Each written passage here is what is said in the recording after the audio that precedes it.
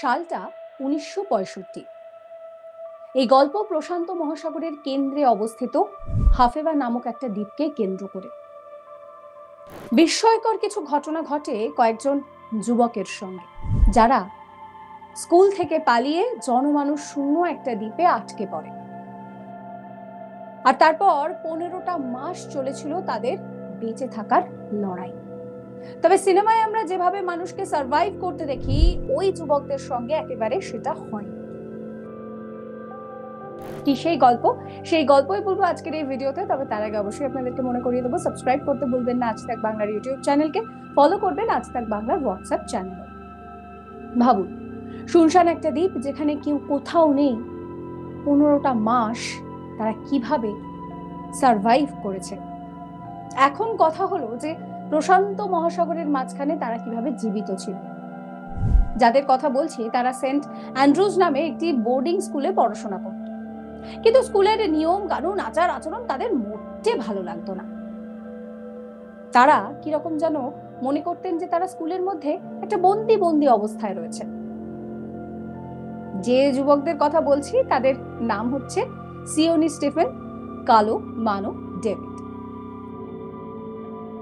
এটা ঠিক করে যে কিছু একটা করতে হবে। একদিন মানোকে জিজ্ঞাসা করায় ফিজি দ্বীপে যাবে, যেমন ভাবা তেমন কাজ। সে শুধু বলেছিল যাব। তারা কোনো কিছু না ভেবেই ফ্রিজের উদ্দেশ্যে রওনা দিয়ে দেয়।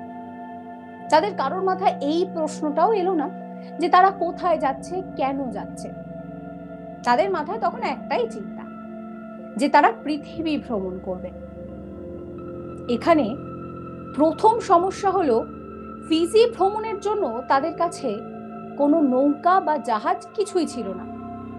তখন তারা নৌকা চুরি করার প্ল্যানিং করে। তানিলা উজিরা নামে সেখানকার এক স্থানীয় জেলের নৌকা চুরি করে তারা।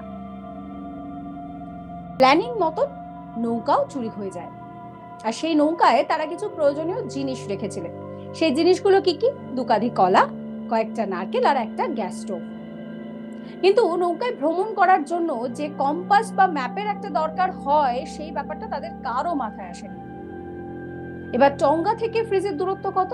৭৫০ কিলোমিটার, যে জায়গাটা রয়েছে একেবারে প্রশান্ত মহাসাগরের মধ্যবর্তী জায়গায়।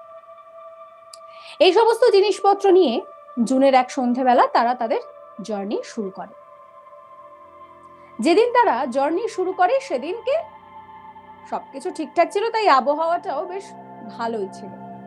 হালকা বাতাস চলছিল, সমুদ্রও ছিল মোটের ওপরে শান্ত। তাই সমুদ্রের মাঝখান পর্যন্ত তাদের পৌঁছাতে কোনো রকম কোনো অসুবিধা হয়নি। কিন্তু এইখানেই তো তাদের মস্ত বড় ভুল হয়ে গেল। রাত হতে না হতেই তারা সবাই নৌকার মধ্যে ঘুমিয়ে পড়ল। আর ব্যাস, সব থেকে বড় বিপত্তি, কারণ সেই সময় হঠাৎ করে সমুদ্র অশান্ত হয়ে উঠলো আর তাতে ঝড় আছড়ে পড়ল। সমুদ্র এতটাই তখন উত্তাল হয়ে পড়লো যে তারা একে অপরের সঙ্গে ধাক্কা খেতে শুরু করলো। এই সময় তারা উপস্থিত বুদ্ধি খাটিয়ে যদিও নৌকার গতি ঠিক করতে পাল ধরার চেষ্টা করেছিল, কিন্তু এত দ্রুত তখন হাওয়া বইছে যে তা করে ওঠাও সম্ভব হয়নি। নৌকার পাল তখন তছনছ হয়ে যায়, তাদের নৌকা ভেঙে যায়। নৌকার হাল ফেরানোর মতন তাদের কাছে আর কোনো রকম কোনো উপায় ছিল না। তখন তারা অপেক্ষা করছিল মৃত্যুর জন্য। এইভাবেই তারা লড়াই করতে করতে করতে করতে কাটিয়ে ফেললো 7টা দিন। এই 7টা দিন তারা সমুদ্রে ভেসেছিল কোনো রকম কোনো খাবার, জল, সমস্ত কিছু ছাড়া। তারা যদিও খাবার খাওয়ার জন্য মাছ ধরার চেষ্টা করেছিল, কিন্তু তা সম্ভব হয়নি। এই সময় তারা বুদ্ধি খাটিয়ে বৃষ্টির জল নারকেলের খোলায় জমিয়ে রাখে, আর সেই জল তারা একবার সকালে একবার রাতে পান করতে থাকে। কিন্তু ধীরে ধীরে মৃত্যু ভয় তাদের কাছে যেন আরো এগিয়ে আসতে শুরু করে, যেন মৃত্যুর এক হাতছানি। তারপর সেই বিস্ময়কর যুবকরা কিভাবে সার্ভাইভ করলো সেই গল্প তো আপনাদেরকে নিশ্চয়ই বলবো, কিন্তু তার আগে আপনাদের আরো একটা গল্প বলি। সেটা হচ্ছে যে একটা চুরি, একটা ভয়ঙ্কর বড় চুরি, সেই চুরি একটা ফোন কল ধরিয়ে দিল। আর বিশাল অঙ্কের সেই অ্যামাউন্টটা রাখা ছিল একটা চিপসের কৌটোয়। আর চুরির পুরো কুল কিনারা হওয়ার পর যার সেই টাকা সে ফেরত নিল না। কিন্তু কেন? তা জানার জন্য অবশ্যই এই ভিডিও দেখতে হবে, আই বাটনের লিংক দেওয়া আছে, সেখানে ক্লিক করতে হবে, ভিডিও দেখতে হবে, ভিডিও ভালো লাগলে লাইক করতে হবে, শেয়ার করতে হবে, কমেন্ট করতে হবে। আবারও ফিরে আসি যে গল্পটা বলছিলাম। 7 দিন এইভাবে তারা সমুদ্রের মধ্যে কাটিয়ে এবারে এলো 8 নম্বর দিন। তাদের সঙ্গে অদ্ভুত একটা ঘটনা ঘটলো। তারা দেখতে পেল যে 1000 ফুট দূরত্বে স্থলভূমির মতন কিছু একটা রয়েছে। যেটা তারা দেখতে পাচ্ছিল সেটা একটা দ্বীপ। কিন্তু এই দ্বীপ ছিল বসবাসের অযোগ্য, সেখানে কেউ থাকতো না। তবে তারা জানতো যে এই দ্বীপই তাদেরকে মৃত্যুর হাত থেকে বাঁচাতে পারে, সেটা একমাত্র উপায়। এই দ্বীপের আবার রয়েছে একটা ইতিহাসও। দ্বীপের নাম আত্মা। এই দ্বীপে একটা সময় টঙ্গর পূর্বপুরুষরা বাস করতেন, কিন্তু 1860-এর দশকে পেরুর কিছু শ্রমিক এই দ্বীপে এসে সেখানকার মানুষকে সুকৌশলে কিডন্যাপ করতে শুরু করে। তারপর তাদেরকে কৃতদাসে পরিণত করা হয়েছিল। যাই হোক, আবার এই বিস্ময়কর যুবকদের গল্পে ফিরে আসে। ঘড়ির কাঁটায় তখন প্রায় 9টা, তখন তারা দেখেছিল সেই দ্বীপটাকে। কিন্তু বেলা 12টা বেজে যাওয়ার পরেও তারা দ্বীপের কাছে পৌঁছে যায়নি। কিন্তু ওই যে তাদের কাছে ছিল হার না মানার মতন জেদ, তাই তারা দ্বীপের কাছে তো যাবেই। মানো তখন সাঁতার কেটে দ্বীপের কাছে চলে যায় এবং তারপর বাকিদেরকে ইশারা করে সেই দ্বীপে আসার জন্য। দ্বীপে এসে তারা সবাই স্বস্তির নিঃশ্বাস ফেলল। দ্বীপে নেমে তারা এতটাই ক্লান্ত ছিল যে তারা একেবারে ঘুমিয়ে পড়লো। পরের দিন সকাল সকাল তাদের ঘুম ভাঙে। এরপর যেটা করতে হবে সেটা হচ্ছে পাহাড়ের চূড়ায় উঠে জলের খোঁজ করা। দ্বীপে অনেকক্ষণ ঘোরাঘুরি করার পর তারা একটা জিনিস পেয়েছিল, যে জিনিসটা তাদেরকে সার্ভাইভ করতে ভীষণ ভালোভাবে বাঁচিয়েছিল। সেই জিনিসটা হচ্ছে ছুরি।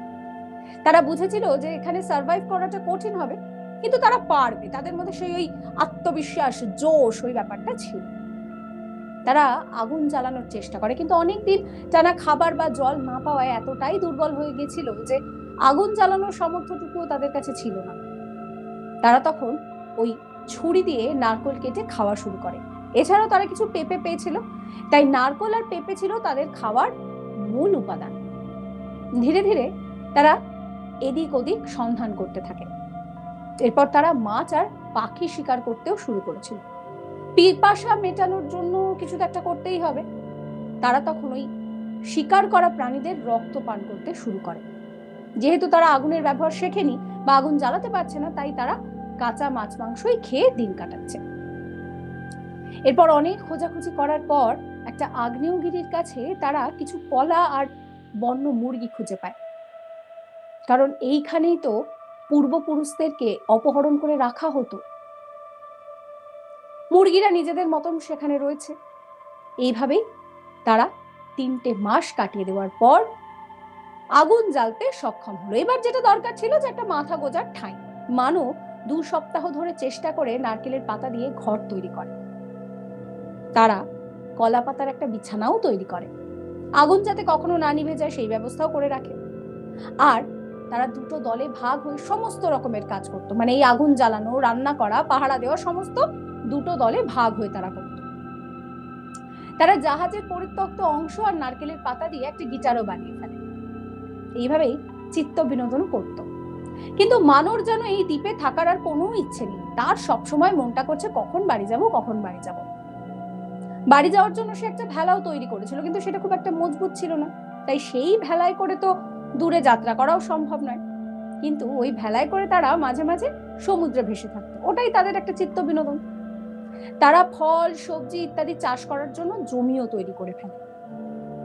এরপর একদিন গাছের গোড়া থেকে জল খুঁজে পেয়ে গিয়েছিল তারা। মানে ওখানে থাকতে থাকতে তারা কিছুটা অভ্যস্তও হয়ে উঠেছিল। তারা একটা ব্যাডমিন্টন কোর্ট বানিয়ে ফেলে, মুরগির খামার বানিয়ে ফেলে। এই সব কিছু করতে করতে তারা ভাবছিল যে কবে সেখান থেকে বেরোবে। তবে তাদের মধ্যে আবারও মাঝখানে একটা বিপর্যয় নেমে আসে।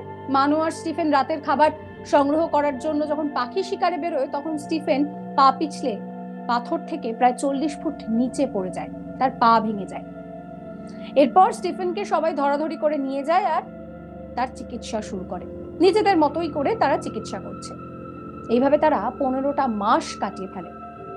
এরপর হঠাৎ তারা একটা নৌকা দেখতে পেয়েছিল। এই নৌকা ছিল ক্যাপ্টেন পিটার আর্থারের।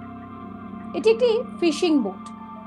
পিটারও দেখেছিল যে একটা কালো ধোঁয়া, পিটার ভেবেছিল যে হয়তো এই যে ধোঁয়া যারা জ্বালিয়েছে তারা জলদস্যু।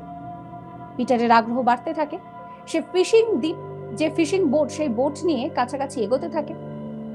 এরপর সে দেখতে পায় কেউ যেন তার নৌকার কাছে এগিয়ে আসছে। খুব সাবধান অবস্থায় পিটার বন্দুক তাক করে রাখে। এই সময় স্টিফেন তাদের কাছে এসে পরিষ্কার ইংরেজিতে নিজেদের পুরো সমস্যার কথা খুলে বলে। সে বলে যে তারা 1.5 বছর ধরে এই দ্বীপে আটকে রয়েছে। সবটা শুনে পিটারের আগ্রহ বেড়ে যায় আর পিটার তাদেরকে নিজের ফিশিং বোটে তুলে নেয়। পিটার খুব অবাক হয়ে গিয়েছিলেন যে যারা সামনে দাঁড়িয়ে রয়েছে তাদের সবাইকে এই বন মানুষের মতন দেখতে লাগছে। অবশেষে 1966 সালে তারা বাড়ির উদ্দেশ্যে রওনা দেয়। এরপর তাদেরকে চিকিৎসার জন্য নিয়ে যাওয়া হয়, কিন্তু চিকিৎসার জন্য পৌঁছানোর পরেই তাদেরকে গ্রেফতার করা হয়। তার কারণ যার বোটটা তারা চুরি করেছিল সে আগে থেকেই তো অভিযোগ দায়ের করে রেখেছিল। এইখানে পিটার সাহায্যের জন্য এগিয়ে আসেন, যদিও তাতে একটা শর্ত পিটার রেখেছিলেন। পিটার বলেছিলেন যে তিনি এদেরকে নিয়ে একটা সিনেমা বানাতে চান, আর সেই সিনেমায় যদি তারা কাজ করেন তবেই তাদেরকে বাঁচানো হবে। তারা রাজিও হয়ে যায়, আর সেই মতন নৌকার মালিককে $150 পিটার দিয়ে দেয়। তবে পিটার যদি সেই সময় সেই জায়গায় না পৌঁছাতো তাহলে এই বিস্ময়কর বালকের গল্প হয়তো সত্যি একটা রহস্য হয়ে থেকে যেত। আপনাদের কেমন লাগলো এই গল্প অবশ্যই কমেন্ট করে জানাবেন। সমস্ত খবরের আপডেটের জন্য সাবস্ক্রাইব করবেন আজ তাক বাংলার ইউটিউব চ্যানেলকে, ফলো করবেন আজ তাক বাংলার হোয়াটসঅ্যাপ চ্যানেল।